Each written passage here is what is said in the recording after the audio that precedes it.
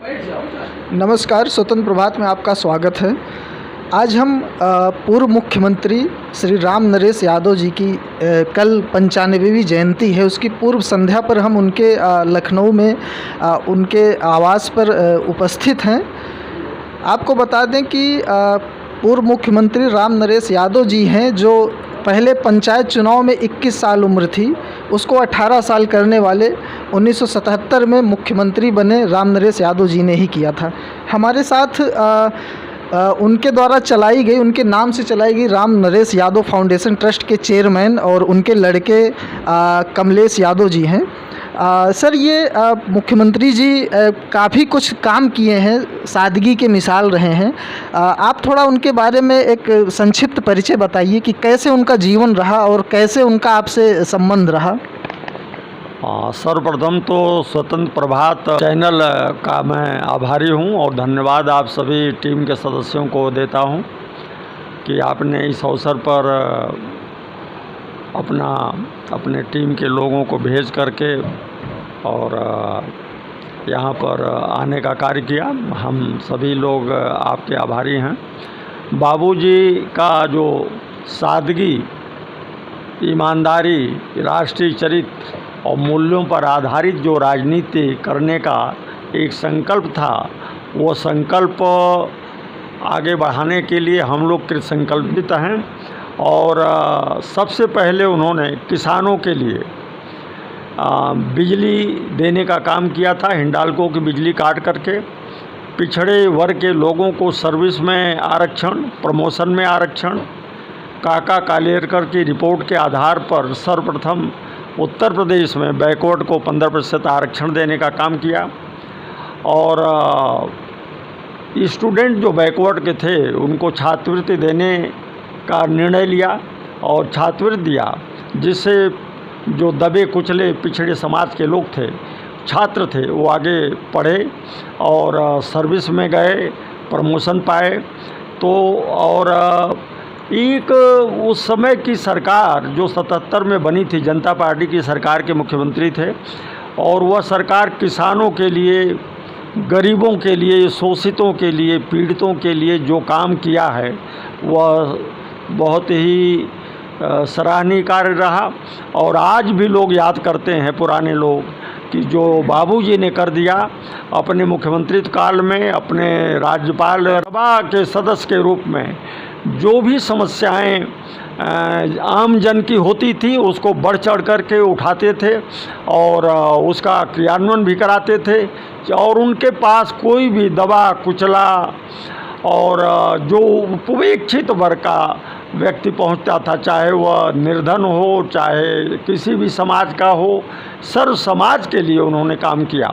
और सर्व समाज को आगे उठाने का जो उन्होंने एक बीड़ा उठाया था, जो उनके अधूरे कार्य रह गए हैं, उसको हम सब लोग इस राम नरेश यादव फाउंडेशन ट्रस्ट के माध्यम से पूरा करने के लिए संकल्पित हैं और पूरा करेंगे। और उनके विचारों को कभी नहीं मरने देंगे, ये आज हम आपको विश्वास दिलाते हैं। और आप ऐसे अवसर पर बाबू सुरेंद्र सिंह जी सीनियर एडवोकेट हैं हाई कोर्ट के, अजीत यादव जी एडवोकेट हैं हाई कोर्ट के, सुनील यादव जी एडवोकेट हैं हाई कोर्ट के, और संजय बाबू जी के विधानसभा जो मुख्यमंत्री थे जब वो चुनाव लड़े थे निधौली कला के, वहाँ से आए हुए हैं। अभिराम जी पवई ब्लॉक के बीडीसी मेंबर हैं, वो आए हैं।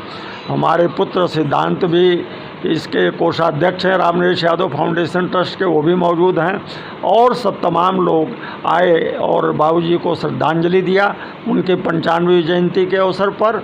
तो हम सभी के प्रति हम आभारी हैं और आप लोगों के भी विशेष रूप से आभारी हैं कि आपने अपना कीमती समय निकाल करके और यहाँ आने का काम किया।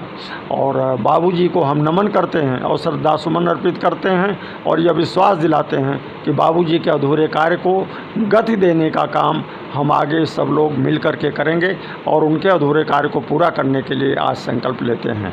बहुत बहुत धन्यवाद। बाबूजी की सादगी आज तक याद की जाती है। आपको मैं बता दूं कि हमारे साथ हाई कोर्ट के वरिष्ठ वकील सुरेंद्र यादव जी हैं, जो मैं आपको बताना चाहूँगा कि बाबूजी राम नरेश यादव जी खुद एक वकील रहे हैं। तो मैं जानना चाहूँगा बाबूजी आपसे कि क्या कुछ आपको लगता है कि वकीलों को खास करके बाबूजी से क्या प्रेरणा लेनी चाहिए? देखिए, मैं उत्तर प्रदेश पिछड़ा वर्ग संघ का प्रदेश का चेयरमैन हूँ और मैं बैकवर्ड क्लासेस की जहाँ तक बात है, मैं उनके रिजर्वेशन का प्रबल समर्थक हूँ। बाबूजी को याद करते हुए मैं आपसे बताना चाहता हूँ, सर्वप्रथम रिजर्वेशन के ऊपर 15% का रिजर्वेशन बाबूजी ने दिया था बैकवर्ड क्लास को, जिसको कि संपूर्ण बैकवर्ड क्लास अपने जीवन काल में भूला नहीं सकता। दूसरी बात यह है, मुझे याद पड़ता है कि वकीलों का एक फंक्शन, शिक्षा के विकास की बात रही हो, बाबूजी ने इन सभी चीज़ों का विशेष जोर दिया और बाबूजी को आज हम लोगों के बीच में नहीं हैं, लेकिन बाबूजी के विचार सदैव सदैव हम लोगों के बीच में रहेंगे।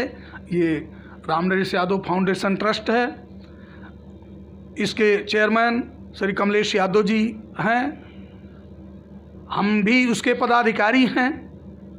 तो आपको इस चैनल के माध्यम से लोगों को विश्वास दिलाना चाहते हैं कि रामनरेश यादव का विचार कभी मरने नहीं पाएगा। रामनरेश की पार्थिव शरीर से भले हमारे बीच न हो, लेकिन वैचारिक रूप से वो सदैव सदैव हम लोगों के बीच में रहेंगे। एक राज्यपाल के रूप में, एक मुख्यमंत्री के रूप में और एक सामान्य व्यक्ति के रूप में, एक सामान्य अधिवक्ता के रूप में, एक सामान्य शिक्षक के रूप में उनका जीवन एक दर्शन है और उस जीवन से समाज को सीखना पड़ेगा, समाज को बताना पड़ेगा।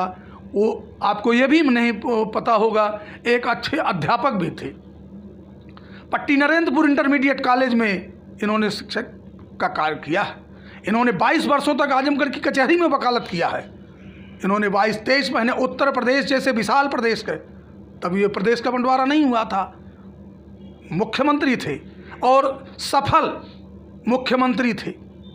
इन्होंने मध्य प्रदेश जैसे बड़े राज्य के गवर्नर के रूप में काम किया और काम ही नहीं किया, लोगों को उसका लाभ मिला, इनके अनुभव का, इनके तजुर्बे का। तो एक मिसाल हैं बाबूजी। राष्ट्रीय चरित्र मूल्यों पर आधारित राजनीति सादगी और ईमानदारी के साधन से पूरे जीवन करने का काम किया है और आज देश को बाबूजी जैसे राजनीतिज्ञों की ज़रूरत है। बहुत बहुत धन्यवाद। मैं आपको बता दूं कि रामनरेश यादव फाउंडेशन ट्रस्ट के कोषाध्यक्ष सिद्धांत यादव जी भी हमारे साथ हैं। हम सिद्धांत जी, मैं जानना चाहूँगा कि रामनरेश यादव जी जो बाबूजी के नाम से फेमस हैं, ये जातिवाद और संप्रदायवाद के काफ़ी खिलाफ थे। आज के परिवेश में जो पार्टियां हैं, जो नेता लोग हैं, जाति को लेके या संप्रदाय को लेके जो इतना जहर उगलती हैं, तो आपको क्या लगता है अगर इस टाइम होते तो उन पे क्या बीतती? जी, सर्वप्रथम आप लोग बाबूजी की जन्मदिवस की पूर्व संध्या पे यहाँ आए, बहुत बहुत धन्यवाद। और आपके सवाल का जवाब यही है कि बाबूजी ने कभी भी किसी भी व्यक्ति की मदद करने से पहले ये नहीं सोचा कि वो किस जाति के हैं, वो किस धर्म के हैं, वो कहाँ से आते हैं। उन्होंने की राजनीतिक और सामाजिक जीवन पे आप लोगों ने, सब लोगों ने अपने विचार व्यक्त किए। मैं आपको उनकी पारिवारिक एक चीज़ बताता हूँ, क्योंकि मैं उनके परिवार का हूँ, कि वो हमें हमेशा इस चीज़ पे कहते थे कि बेटा कभी भी किसी की मदद करनी हो, कोई भी हो, कभी भी उसकी जात, धर्म, किसी भी संप्रदाय का हो, किसी भी प्रांत का हो, आपको ये नहीं देखना है कि वो कहाँ से आ रहा है। आपको ये देखना है कि वो व्यक्ति आपके पास आया है और आप जैसे भी सक्षम हैं, आप जो भी कर सकते हैं उसके लिए, छोटा बड़ा जैसी भी मदद कर सकते हैं आपको करनी है। और हमेशा ही बाबूजी कहते थे कि बेटा देखो, तुम्हें हर तरह के धर्मों का सम्मान करना है, तुम्हें गीता के बारे में भी पता होना चाहिए, तुम्हें कुरान के बारे में भी पता होना चाहिए, लेकिन वो एक चीज़ ज़रूर कहते थे कि बेटा संविधान ज़रूर पढ़ना, कि तुमको संविधान के बारे में पता होना चाहिए, जो कि इस देश का सबसे बड़ा ग्रंथ है। और इसीलिए हम लोगों ने कभी, और हमारे परिवार ने और बाबूजी ने कभी भी किसी भी व्यक्ति से इस बारे में भेदभाव नहीं किया। बहुत बहुत धन्यवाद। नमस्कार। कैमरामैन रोशनी के साथ विपिन शुक्ला, स्वतंत्र प्रभात, लखनऊ।